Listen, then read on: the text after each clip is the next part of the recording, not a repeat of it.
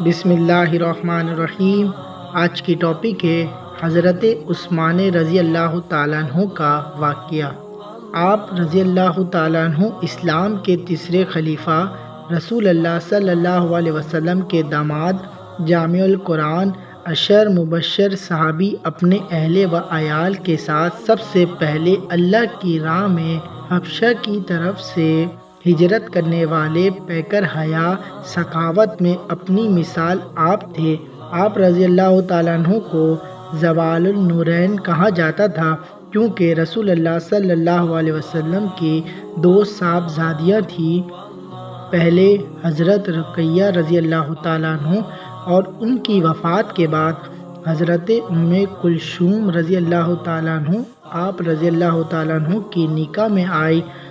آپ ام کلثوم رضی اللہ تعالیٰ عنہ کی وفات کے بعد حضور صلی اللہ علیہ وسلم نے فرمایا، اگر میری 40 بیٹیاں بھی ہوتی تو میں انہیں ایک کے بعد حضرت عثمان رضی اللہ تعالیٰ عنہ کو نکاح میں دے دیتا۔ اسلام اور مسلمان کی بھلائی کے لیے بے مثال سخاوت کی وجہ سے آپ رضی اللہ تعالیٰ عنہ غنی کہلائے۔ حضرت عمر رضی اللہ تعالیٰ عنہ نے اپنی شہادت سے پہلے خلافت کے لیے 6 نام دیے۔ ان میں سے مشورے سے حضرت عثمان رضی اللہ تعالیٰ عنہ کو خلیفہ بنایا گیا۔ آپ رضی اللہ تعالیٰ عنہ کی خلافت کا دور تقریباً 12 سال 644 سے لے کر 656 تک تھا۔ اس دور میں بھی اسلامی فتوحات جاری ہے، مسلمانوں کی بھاری فوج بنائی گئی اور مسجد حرام اور مسجد نبوی کی توسیع کا کام ہوا۔ آپ صلی اللہ علیہ وسلم نے حضرت عثمان رضی اللہ تعالیٰ عنہ کے بارے میں فرمایا، کیا میں اس آدمی کا حیا نہ کروں جس میں فرشتے بھی حیا کرتے ہیں؟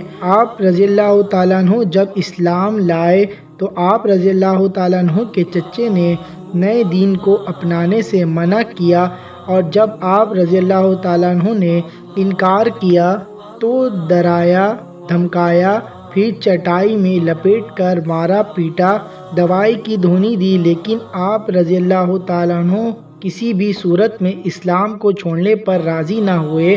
پھر رسی سے باندھ دیا، پھر مارنا شروع کیا، لہو لہان کر دیا، لیکن آپ رضی اللہ تعالیٰ عنہ نے کہا، چاہے میرے ٹکڑے ٹکڑے کر دو، میں بتوں کی عبادت ہرگز نہیں کروں گا۔ چچا نے جب یہ دیکھا تو ہار مان کر چھوڑ دیا۔